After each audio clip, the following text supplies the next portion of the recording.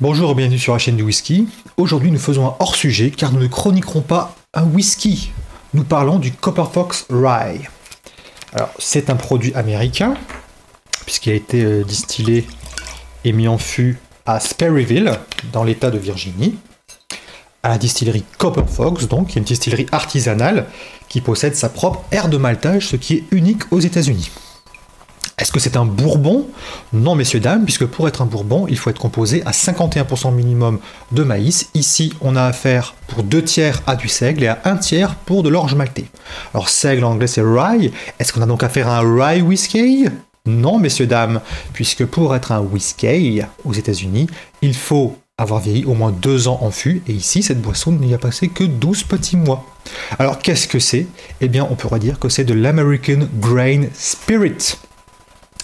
Alors, on a déjà évoqué les whiskies tourbés sur la chaîne du whisky. Comment on fait un whisky tourbé? Eh bien, on étend l'orge, par exemple, sur les aires de maltage, donc, et on sèche cette orge en faisant un feu tourbe en l'occurrence, et la fumée qui contient donc les phénols va imprégner l'orge.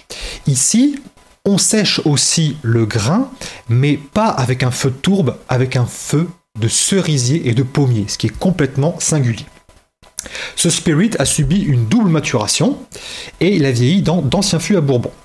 Le produit est non filtré à froid. Et là vous me dites, mais comment ils font pour obtenir une telle couleur après seulement 1 an de vieillissement? Est-ce qu'ils ont utilisé du caramel? Alors je ne sais pas, j'ai pas trouvé cette information. Par contre ce que je sais, c'est qu'ils ont employé une technique qui est illégale en Écosse. À l'intérieur du fût, ils ont rajouté des copeaux de bois, en l'occurrence de chêne et de pommier. Et ça, c'est illégal en Écosse, on n'a pas le droit de faire ça.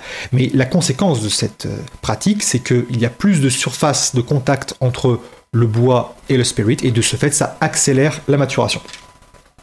Le produit a été embouteillé à 45 degrés.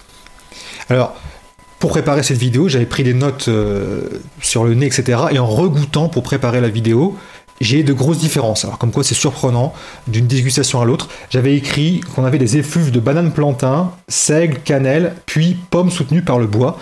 Et là, vraiment ce qui me vient en premier, c'est la pomme. Et j'ai vraiment l'impression d'être en train de déguster un cidre. C'est vraiment surprenant. Et on a aussi le côté boisé. Alors en bouche.